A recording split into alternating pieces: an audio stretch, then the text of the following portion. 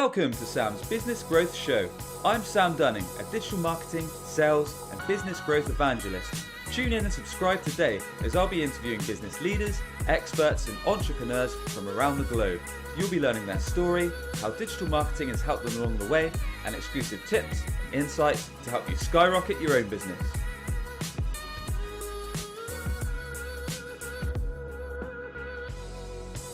And welcome back to a fresh episode of Sam's Business Growth Show. I'm excited to be joined by the sales legend, John Barrows today. John is the CEO over at JB Sales. He's not just a trainer, but he's really a practitioner.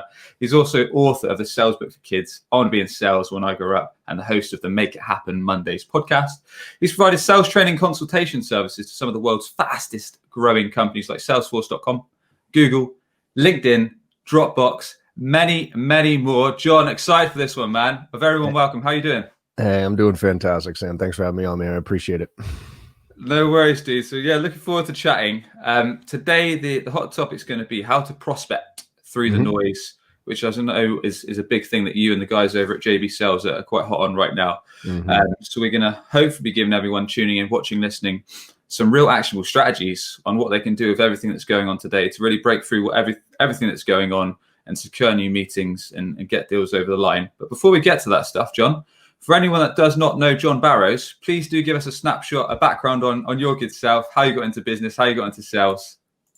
That'd be great. Yeah, so I appreciate it. Yeah, I'll try to make it brief. So grew up here in Boston, went down to U Maryland, got my degree in marketing because I didn't really know what I wanted to be when I grew up, got into sales with DeWalt Power Tools, did that for about a year and a half, then Xerox. That's where I got my real sales education, talking about selling a commodity. And then split from there, started a company called Thrive Networks, doing outsourced IT services to the SMB market, self-funded, 24 years old, didn't know what I was doing. So took every training there was, Sandler, Miller, Hyman, Taz, all of it. Came across this one company, Basho, really loved the training.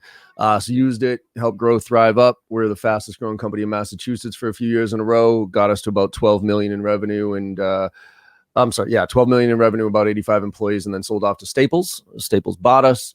Spent about a year going through that integration. Come to find out, apparently I'm not a corporate guy. I don't have much of a filter and I really don't like playing politics. So after a little while, Staples offered me another position. They fired me. And then started with Basho, not because I wanted to be a trainer, but because I love the content and you had to sell to train. So joined Basho, then they screwed it all up and I took it over, to make a very long story short. So now, like you said, I'm working with some really cool companies like LinkedIn, Salesforce, Box, Dropbox, Slack, all those, and having some fun doing it. Good man. All right, John, let's jump straight into it. So like we're saying, there's so much noise. It's tough now because everything's almost moved virtual in the B2B space, especially. So what are some ways that with all the noise, with all the poor prospecting outreach, that we can really break through and connect with our ideal customers, John, and actually start landing meetings and getting some business done with what's going on today? Yeah, it's tough. I mean, it's interesting when COVID hit, March timeframe. I think HubSpot had this graph of tracking what was going on with emails and calls, and email volume went through the roof because everybody went home and the response rates dropped through the floor. Same thing with phone connect rates were hard to begin with, and now they were damn near impossible. They're starting to come back, but it was really hard to crack through the noise. So some tactical things, video's huge. I mean, I know you had Morgan on the show. We're seeing a lot of success with LinkedIn videos and using video throughout the sales process, not just prospecting, but dealing with objections, delivering proposals. So a lot of this about, showing empathy. People, it was funny back in March, everybody said, lead with empathy, lead with empathy, lead with empathy. And then, 5 days into it, every single email in my inbox started with, I hope you and your family are doing well, and then cut to some piece of crap value proposition. Yeah. And, that's not empathy. Empathy is really putting yourself in somebody else's shoes, and how do you show it? Well, video is the best way to do it. So we've been using video a lot. But I think the big theme that I want to get across to people is this concept of telling a story, not necessarily a cadence. I think cadences are important, like a multi-touch contact strategy, but most of the multi-touch contact strategies that I'm seeing right now are really templated, right? They might send one decent email and then it's, hey, did you get my first one, bubbling this one up to the top, and and then 1, 2, 3 stuck under a rock type of crap. But the idea of telling a story and having a narrative around it and mixing up the mediums, quick example here. I went on vacation for 2 weeks. This is the first time I went on vacation for a long time, family. And I did not check my emails once, like shut off my phone, didn't check once, which for the first time in 25 years of my career that I didn't do that. Right. So I came back and, I had 2,000 emails in my inbox, right? 2,040 emails in my inbox. And I went through them and I categorized them to say, okay, which ones, what buckets, right? Marketing emails and list service, whatever. And I did sales emails, and there were 78 sales emails, what I would consider, hey, either they want to meet with me or they want to pitch me on something, right? Got it. 0 of them were personalized. 0 of them were personalized. So I've been preaching personalization for 12 years now. And I think, oh yeah, everybody gets it, but nobody's still doing it. And so if you take personalization, it's not just enough to be personalized. Hey, John, I see you went to University of Maryland. You have to be relevant as well. So you have to be personal and relevant, and you have to tell a story. So you have to bring different things to the table. So you're getting people to think and not pitching all the time, but like asking a question, getting them to think, sharing a piece of content, sending them a video, making a phone call, leaving a voicemail to tell them that you sent them a video to go back and look at it. So there's all these different mix and match things that we have to play around with here. But the whole idea is telling this narrative story and adding value. Got it. And on that note, John, so everyone's got their idea of what makes a great cold email, what makes a great cold outreach. And when we're talking about personalization and also storytelling, bearing in mind when we're doing a cold call, if we're doing a cold email, cold video, what it is, we've only got a few seconds really to actually get our prospect's attention and then try and get the follow-up, whether that's a meeting or whatever we want to get out of it. How do we personalize that without being creepy, without saying, look, I've been looking around your profile, I can see you really like this football team or this soccer team and this kind of stuff. But how do we get to something we know is actually important to them? And then at the same time, tweak that into a story when we've only got a few seconds to get our point across? Yeah, and this is where personalization, I think, where people fail or misunderstand personalization. I think those creepy things that you just mentioned are, well, they're not creepy, but like, hey, the football team or the, the school, the university that you went to, that's fine, but don't lead with that, right? I mean, that was kind of LinkedIn circa 2020 from 2002 and 2003 prospecting.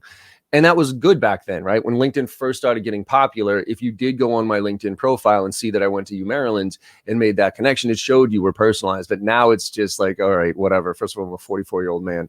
If you reference my college, like you've already lost.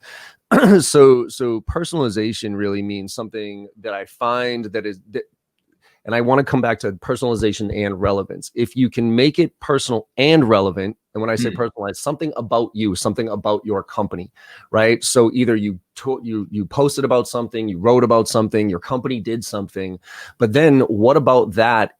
What relevance does your solution have to that? And when I talk about telling a story in the snippets here, most people prospect in one of two ways. They do it either a broad kind of elevator pitch approach, which is, hey, we do sales training consulting for Fortune 500 companies, right? And guarantee the results you're looking for. And that never lands. Or they do, hey, we do sales training consulting and we do prospecting, meeting execution, negotiation, objection handling, closing. Those are kind of the 5 things that we do, right? And look, I could probably wrap a nice little type message around that. But say I send you that email or I leave you that voicemail and you don't respond. What's my next email? What's my next voicemail? Hey, it's me again. Did you get my first email?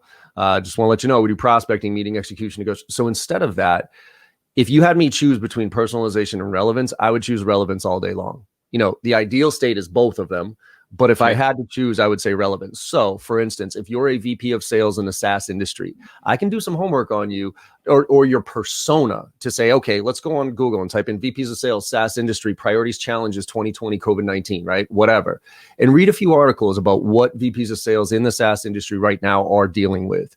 And then extract what those priorities are and then align the components of your solution offering to those priorities and then tell a story. Right? Because my first email to you about a VP of sales in the SaaS should be about prospecting. And if you don't like that, I don't care. My next phone call is going to be about negotiations. You don't like that? I don't care. The next one's going to be about meeting execution.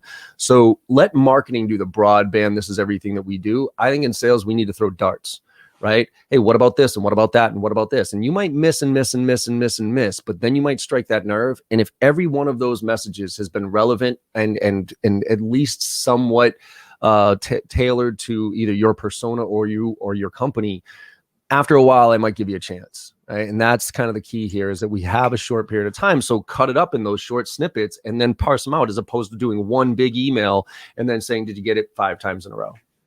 Got it. Okay. So to actually, like, to break that down a bit, so actually doing a bit of research, looking online, perhaps articles with what's going on with your target customer, your ideal customer profile, seeing that, learning the kind of challenges they've got through articles, blogs, and those kind of resources. And then, I mean, if you can, yeah, if you have the time to do that, if you have the time to go on somebody's website, right, and do that, like, first of all, recommendations here, do all your research at the same time. When you're going after a certain account and a certain business and person, try to find as many things as you can. Don't do research for one thing and write one email and send it and then schedule another activity 3 or 4 days later. Do all your research at the same time. So look for as many different things, and don't discriminate here. Like anything, there are companies that, if they have content on their website, that's a reason to reach out to them. If they have a help desk support section on their website, if they have the portal for their clients, if they have multiple product lines, like, these are all little things that, if you really think about it, your solution can connect to. So what are those easy things to look for? And then, yeah, if you can look at articles and press releases and that type of thing and pull out quotes and that type of stuff, that's fantastic. But do that all at the same time, okay? So look for all your triggers at the same time. Then figure out the persona you're going after. And then you do the broader research of what does that persona in that industry care about. So now you have trigger information that you can create messaging around, and you have persona information you can create messaging around. Then you mix it up. So maybe your first email is a personalized one. Hey, I saw you wrote this blog or whatever it is. But your second one is, we're showing VPs of sales in the SaaS industry how to drive these type of results based on their priorities.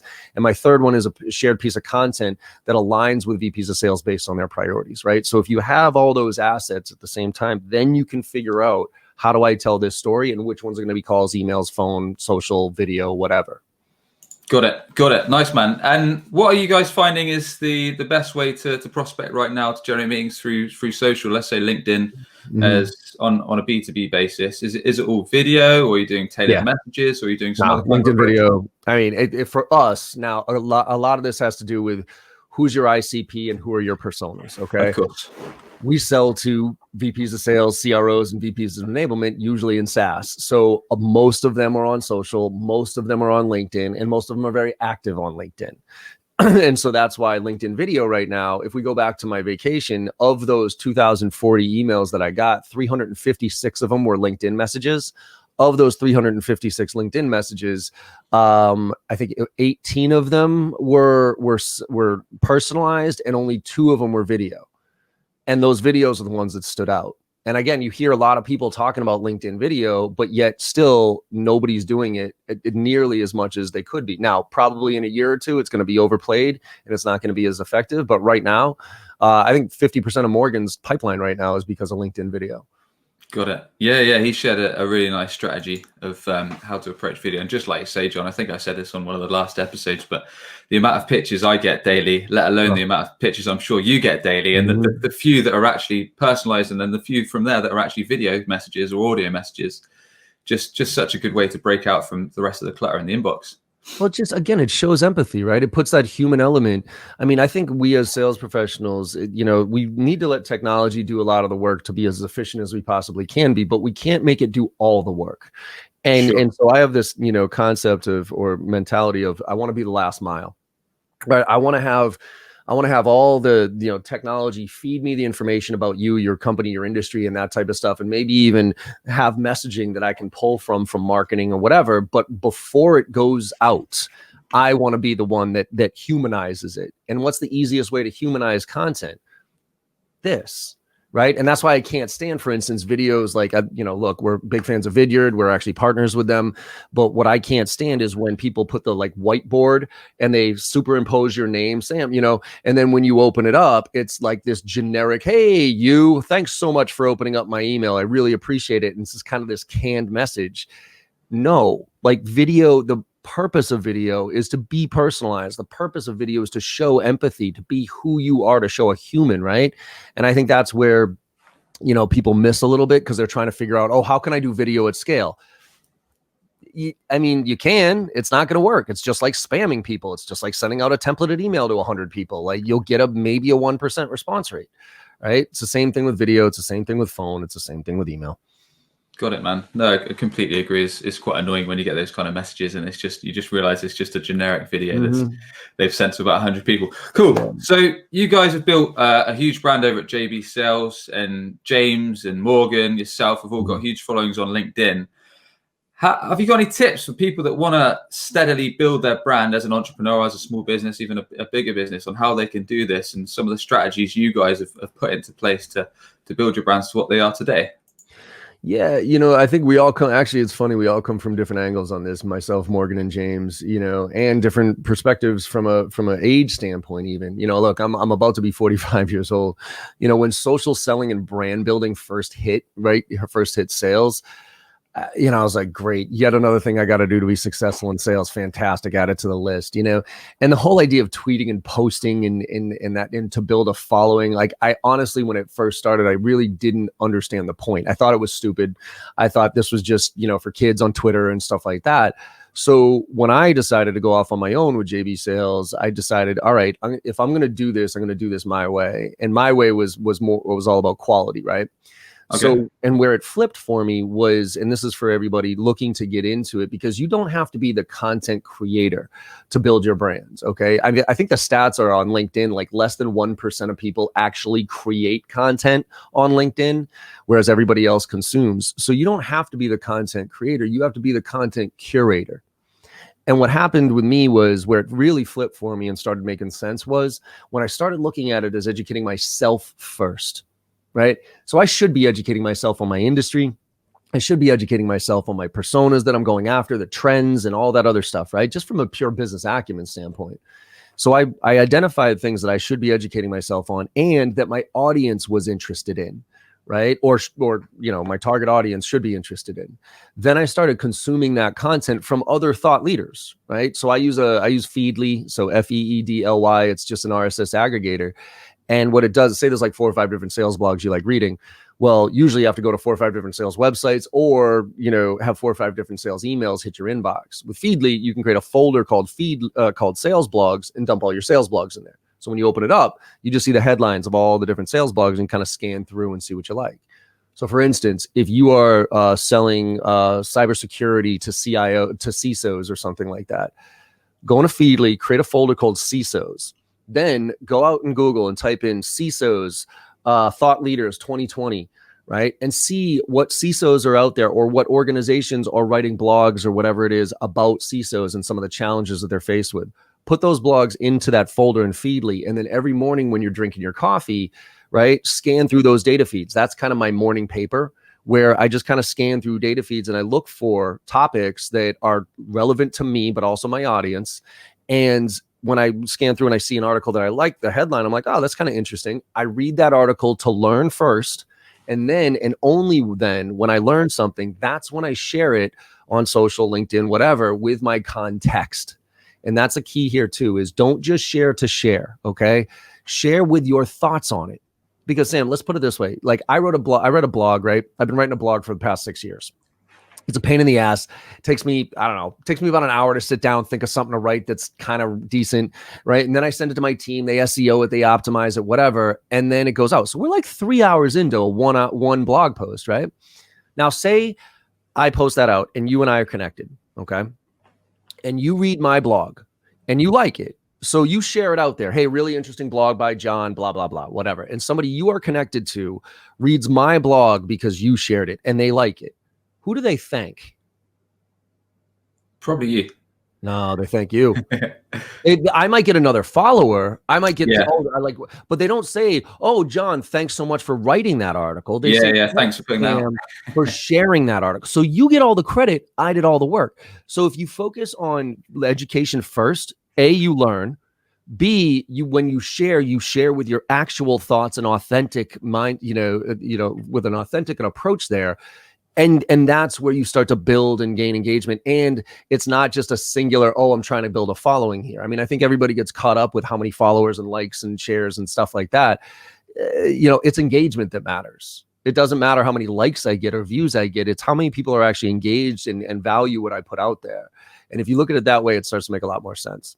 Yeah, and I think that's a really good angle. And I like the point you said at the start, being a content curator rather than a creator. Mm-hmm. So you're actually learning first, then putting content that's actually relevant to the service or the product that you're trying to sell, trying to offer people. And then if it has to be sharing a blog post, then you're putting your own take on it, putting your own spin on it, rather than just sharing another blog link for the sake of it that everyone's going to skim past. Exactly. So yeah, putting your own opinion against things, and yeah, like you say, then people will thank you to share it. So that makes perfect sense, man. And that's some real nice tips. Cool. Yeah. So moving on, I mean, in terms of what I'm interested, this is taking a bit of a side angle rather than the main topic. But when you were first growing JB Sales, were you guys just hitting the phones non-stop in terms of that side of things, or were you taking a digital approach from day one? Because I know, like you say, you've had your blog for a while. Or how did it first start out when you were trying to grow things and get meetings booked and deals over the line? Yeah, it was I kind of graduated. I always say I'm a calculated risk taker. I'm not like the ultimate risk taker in the sense that I'm not a pure startup guy of from zero with nothing, mom's basement go. I'm usually there has to be a few things in place there for me to take that jump. And so when I was at Basho, and they literally, like, a new 2007 hit, new CEO came in, tanked the company, fired all of us on the spot. And me and one of the senior trainers there, we were the only two left standing. So we effectively took over Basho, and it was me and him, and we started Kensei Partners. And then after that, I split off and went off my own. So there was a gradual, it wasn't me just, okay, now what do I do? So there were customers there, but I do remember, and this is for a lot of the in my opinion, a lot of the entrepreneurs out there to pay attention to, especially if you're starting your own business. You want that marquee client. You want that name that you can use that's going to make your life easier. And I remember when we were at Basho and we got fired, me and actually two of the other senior trainers sat there and said, all right, we're going to start our own business to basically take that over. And we put all the names up on the board of all the clients that Basho had done business with. And, there were some big ones, especially at the time, like monster.com, SAP, and then Salesforce. And this was 12 years ago. So Salesforce was good, but they weren't where they are. But I had seen them, like, I just knew that they were on a rocket ship, right? So I pretended I cared about all those other clients, but I just wanted Salesforce because we were kind of negotiating on that. And so I got Salesforce. And what I did was, for really the first 6 to 12 months of me working with Kensei and then off on my own, I pretty much over-serviced. I did more things for Salesforce than I would have for any other client, right? So I gave them pricing that I probably wouldn't have given other people. I went to like Singapore for a day multiple times to train their team out there. And the goal there was hyper focus, do super high quality work for one really good client, and maybe give up a little so that I could get that logo and get that story and that testimonial that I could then use to fish in the waters that I knew I could fish in, which was the SaaS world.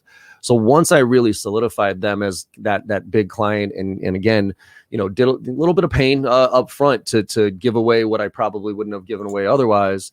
Then I started to kind of go outside of that circle, right? So now with Salesforce as the center, I started to identify everybody else who fit that ICP.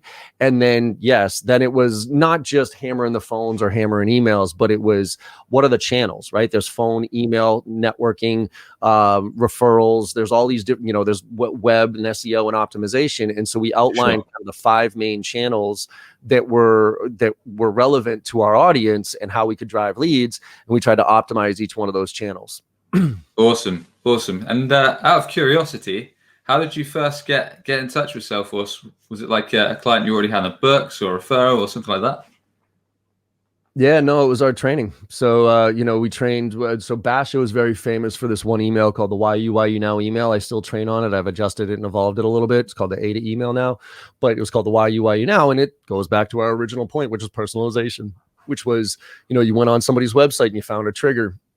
And you sent an email, hey, I was doing some research and I noticed this thing happened, whatever. And you fire it off to the senior level executive, you get referred down. And we did it. So I didn't do it. I'm still looking for that email. I wish the rep hadn't deleted their inbox when everybody got fired. But, we sent an email to George, Hugh, and Frank, so the VP of sales and the CMO, and they funneled it all the way down to this guy, Doug Landis, who's a good friend of mine now. And Doug got it and was like, okay, I have to take this because, our CMO just told me to take this conversation. And one thing led to another, 12 years later, I'm still training them. So it's a lot of practice what you preach. I can't stand sales training organizations that don't use their own training to sell.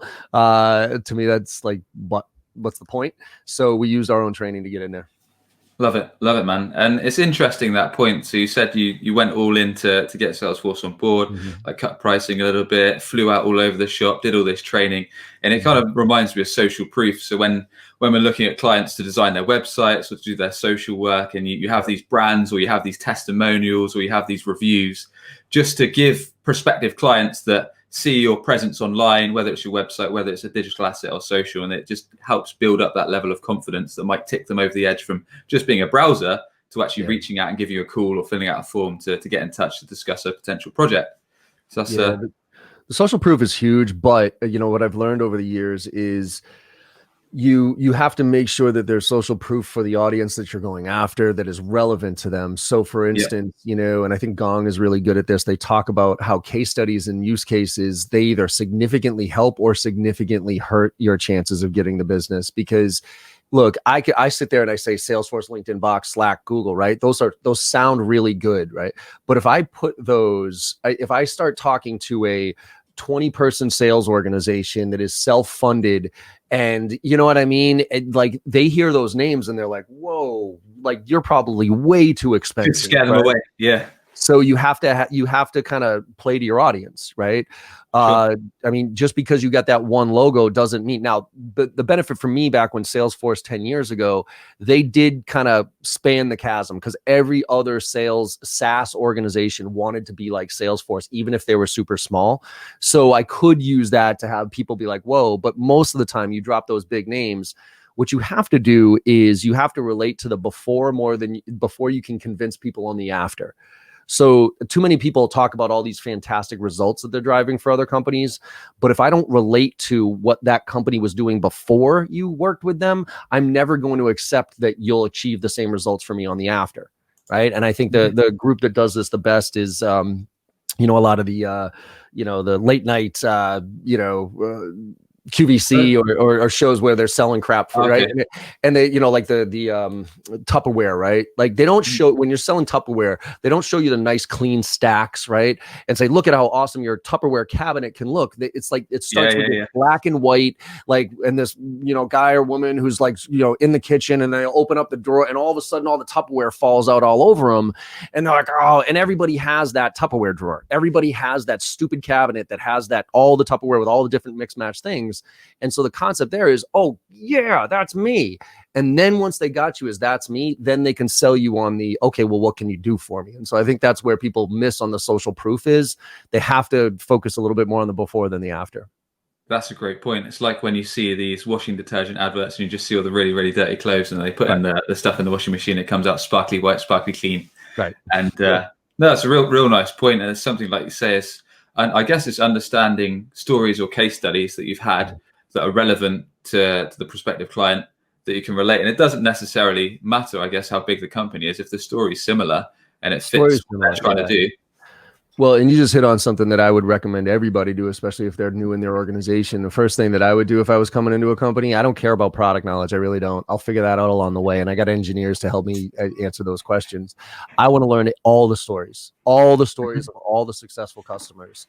And I want to dive into my case studies. I want to talk to customer success. I want to understand what the use cases are so that when I'm prospecting, the easiest thing to like those stories will help with prospecting. They will help with qualification. They will help with objection handling. They will help with presentations, like all that stuff. If you can pull those out of your backpack at the right point in time, when you get somebody on the phone, think about this, right? We talk about objection handling. One of the most famous objection handling techniques is the feel, felt, found, right? Totally understand how you feel about that. Other people felt the same way. What they found was, right? Just don't use the words feel, felt, found. But case study is feel, felt, found. Hey, look, I get that. Another client had that same challenge. And after looking at it this way, the results were boom, right? That's feel, felt, found. There's an objection handling technique for you without even trying. And it really paints those visuals as well, doesn't it? When you start telling a story that's relevant, and like you say, you've just got to go through a company's case study, see what they've done, and hand pick the ones that are tailored to your specific need. That's interesting. Absolutely. John, earlier in the conversation, you talked about you guys were using video and a few other unusual techniques, not just in the prospecting to book the meeting or book the demo, but throughout the sales process. Have you got any different or unusual strategies that you're using, perhaps when you're doing your presentations, when you're doing your sending proposals or quote documents, that people might not have thought of, and people that are just sending quotes or doing presentations and perhaps falling at the last hurdle, that might help them just to get a few more deals over the line? Absolutely. So two things: objection handling. I'm going to go to objection handling and presenting proposals. Objection handling, when you get that email that says, sorry, we've gone in a different direction, or sorry, we need to push this till Q1 or whatever, instead of you trying to fire off an email and trying to, deal with that way, which never works. Objection handling over email just does not work, right? So a great thing to do is just light up a video and be like, hey, Sam, look, I got your email. I understand. Look, I totally understand timing and budget is an issue with everything, and I can appreciate that. But I'm a little confused here, Sam, because when we previously spoke, you said your main priors were X, Y, Z, that type of thing. And now you're telling me that you want to push that off for another 3 months to be able to do that. So I'm a little confused here. Would you mind getting on a call with me just to give me 5 minutes so I can understand a little bit more clearly? And then if that's the case, we'll connect in Q1, right? That type of empathy, facial, that type of stuff really, really resonates, instead of you just trying to send them an email, right?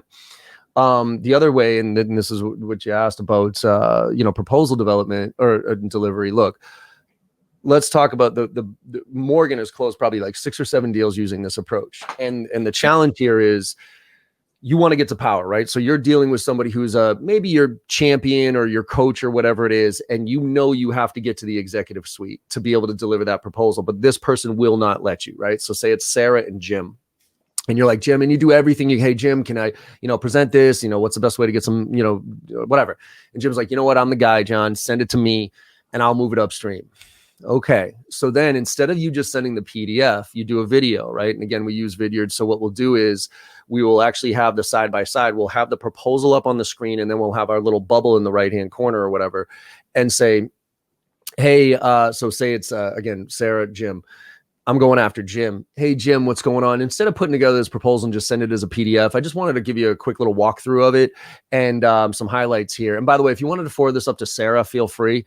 And if you could do this if you want to, you could be like, oh, and by the way, Sarah, if you're watching this, I just want to let you know Jim's been fantastic. He's obviously got your best interest in mind here. So he kisses his ass a little bit. And then you say, all right, so here's the deal. You had said that your main priorities were X, Y, Z. These are the components of our solution that really align with that. So you can read through the details, but I really wanted to just hammer home why I think we're the best fit for what you told us with what your needs were. If you have any questions, feel free to give me a call back. Okay. Nice. Now you send that to Jim. You watch, with video, you can see how long they watch that. A, if he watched the video. B, how long he watched the video. And then if he forwards it to Sarah, you can see he got forwarded to Sarah and how long she watched it. So now you are sitting there and presenting in front of the executive. So we got, I think Morgan got at least 5 or 6 deals using that approach when he was having a really hard time breaking through to get to power previously. Yeah, it's sometimes tricky. I found Vidyard really good. I think I've mentioned this in quite a few episodes. Even when we've had leads or prospects that have just gone quiet, I've just sent them a customized Vidyard. Just something like, have you given up on this project? Then just give them outs, really. Just say, look, haven't heard from you in a while. Is X, Y, and Z no longer a priority? Did you want me to close the file? Or would it make sense for us to chat perhaps next week or the week after? And the response rate is really good because, like you say, it's tailored, it's different, and not many other people doing it. It just stands out. Well, and it's also just, again, I'm a person. You know what I mean? Like, I'm not trying to, like in an email, like you can't read tone in an email, right? So I don't know what's going on there. Call, voicemail, okay, that's better, but most people aren't even going to listen to that. But when you see a video and you are genuinely, and you've engaged with somebody, you've had a good conversation with them, and then all of a sudden you kind of get on video and you're like, Sam, look, man, I thought we were having some good conversations here, and all of a sudden you went dark on me. First of all, I hope everything. Now, by the way, small nugget here. To your point of people going dark on you, if somebody does go dark on you, that's when you absolutely have to lead with empathy right now, because you don't know what's going on in someone's life at this point, and there's some crazy shit going on in people's lives at this point. So don't you dare get mad at somebody that ghosts at you. Start always with, hey, man, I haven't heard from you in a while. I really hope everything's okay for you personally, right? But you had said your priorities are X, Y, and Z, and that's why I'm actually reaching out. And I'm trying to wonder why you actually, went dark on me here. And to your point, it actually gets a pretty high response rate.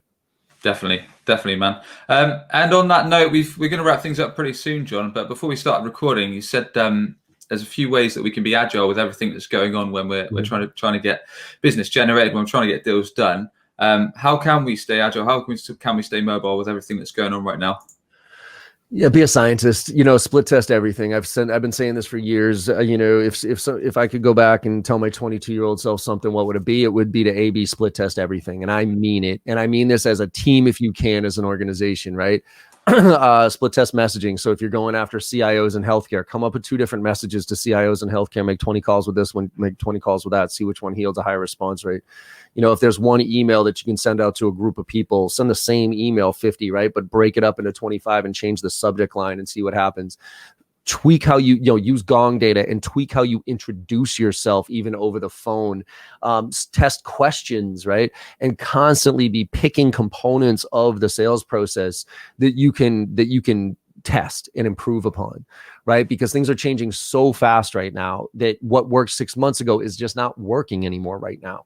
And if you're not paying attention to that and not really analyzing the data and making adjustments using it, you're going to get beat. And last point I'll make on that is it's a way to make this far more interesting. So look, I'm going to use SDRs, but it's SDRs, AEs, everybody at this point. But let's use SDRs for a second here. SDRs, I think that's one of the hardest jobs in sales, right? To be sitting there getting wailed on the phone and just get no 99.9% of the time, right? Yep. What made that job somewhat tolerable is that previously we were in the office in a bullpen with a bunch of other SDRs getting our asses handed to us.